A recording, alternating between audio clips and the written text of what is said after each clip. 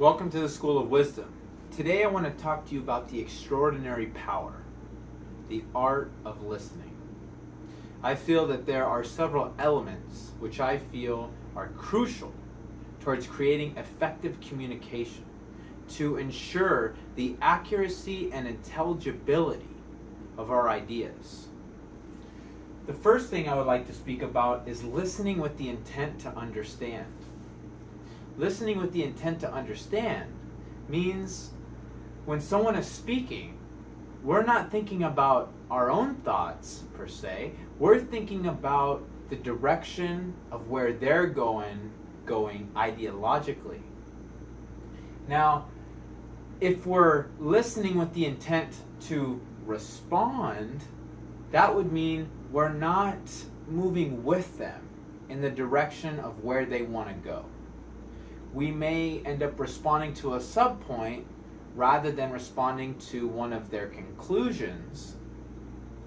Then that ultimately would create a sense of unfulfillment for the speaker because you have then taken them off track. You have derailed their thought process. So when you listen with the intent to understand, you wait for them to express everything that is on their mind. Now, there is the intellectual achievement of moving in the direction of your thoughts and expressing them in a way that is clear. There's also the emotional satisfaction that comes from knowing that you got your point across. So when you respond to someone's subpoint in a way that takes them off track, you then rob them of the spirit of pleasure that comes from articulating an idea that is understandable. Now, this relates to this idea of mostly don't interrupt someone. Let them finish speaking.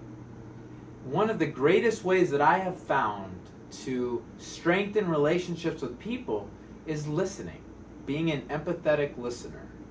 Listening with the intent to understand. Listening with the intent to feel. It's like this great quote. I do not ask the wounded person how he feels. I myself become the wounded person.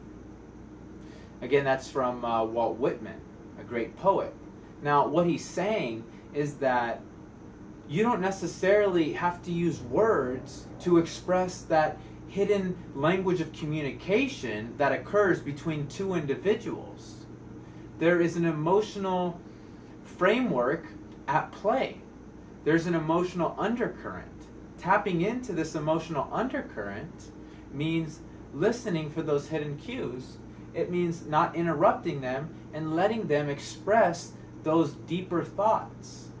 That's not to say that you can't ask questions of clarification. For example, someone uses a particular vocabulary word that you haven't learned. Now, that's not necessarily your fault. They need to be on the same level of reality as you and be using language that speaks to a way that you can understand. But the most important thing that I want to talk about in the sense of getting clarification is it is perfectly okay to ask someone clarification for a word or the details of one of their experiences or just a general concept that they're trying to impart to you. If they make you wrong for asking a question, such as I asked the question, what does superciliousness mean? And then they say, what? You don't know that? Well, the thing is, then you need to look at them and consider the source. Why are they making me feel wrong for asking a question of clarification for an idea that they're trying to impart to me? I'm here listening with the intent to understand and to really go through the motions of this experience and understand on an empathetic level. And why are they making me wrong for it?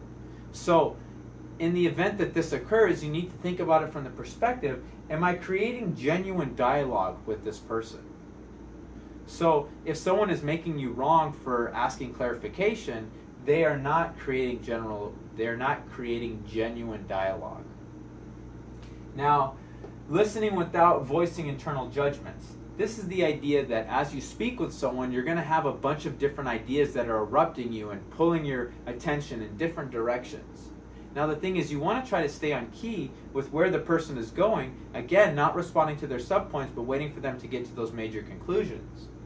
But as this process takes place, you're going to have different judgments that arise in your mind about what they're saying from the evaluative standpoint. You may not agree with what they're saying. You may staunchly disagree. But the thing is, that doesn't mean you have to voice that thought to them. Because if you did, perhaps it might derail their thought process and not letting them express themselves. Now let's say you're in a sort of argument with someone, but the ultimate goal is to create a level of understanding where you guys can agree to disagree. But you can't do that if you're making these evaluations and not letting them finish. Mostly, I would say, at least in my personal experience, that it is very rare that I ever evaluate for people. And if I do, I always ask their permission. Is it okay that I evaluate for you? The reason you don't want to evaluate for people is because simply, we don't have all the facts. Someone tells us an experience of something that happens to them. They may only be telling us their situation from a limited perspective, in the sense that we only know the details that they're conveying to us. So when we make an evaluation, it's only on the details that they have revealed to us, but in all actuality, they may have a lot more details than what they've conveyed. Maybe for some strange reason, they're holding the facts back and they're intentionally choosing not to express them to us. Well, then that's going to completely skew the evaluative process. So if you then went about making an evaluation about a series of limited facts, that would not give you a truthful perspective of the matter at hand.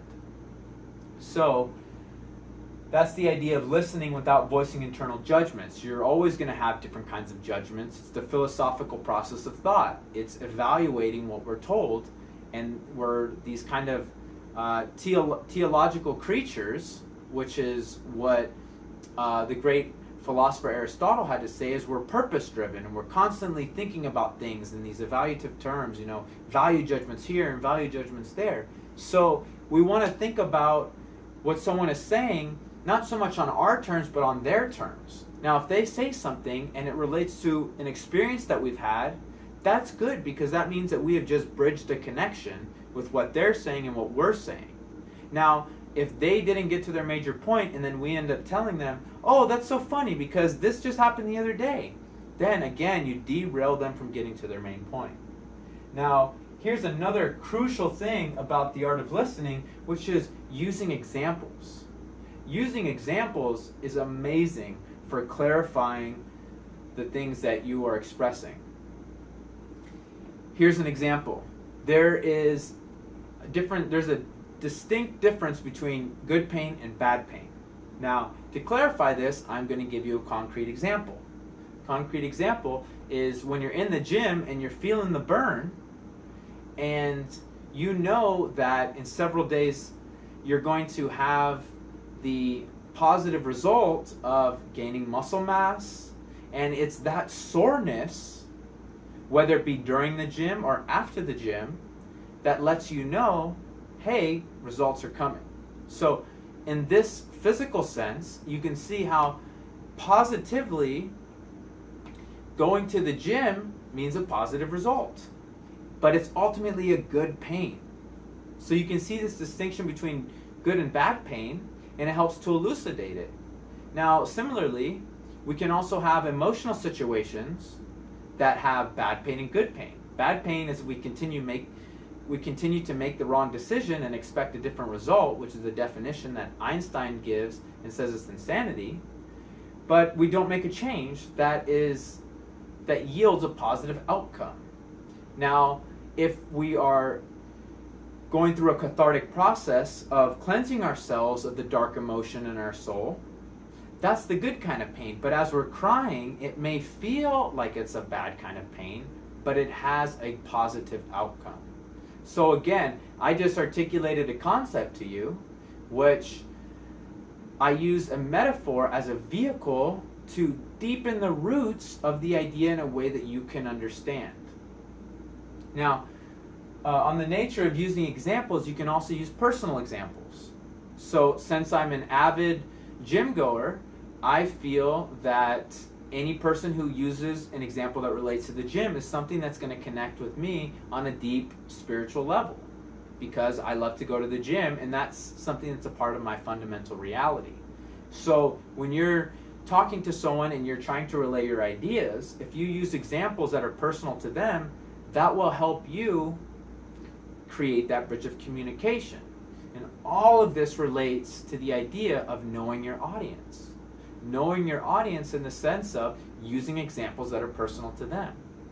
Now, you can use examples that are personal to them in the experiential sense, something that maybe you guys have both gone through, or you can actually pull from their experiences and talk about how their experiences relate to the subject matter of what they're talking about. And that really helps to lay down the breadcrumbs so they can draw the connections and have their own realizations and epiphanies about the reality.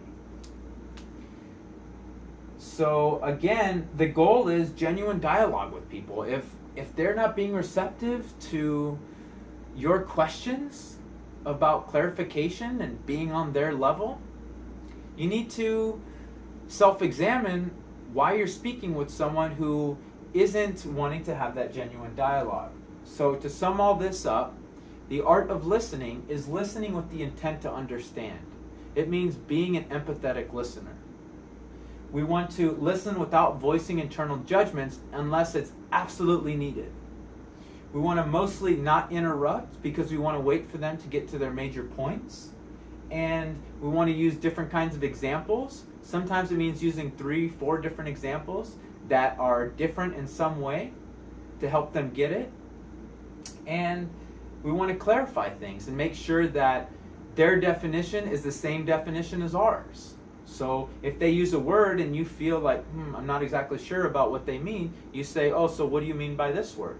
Because it's perfectly normal that two people may have entirely different understandings of the same word. Thank you.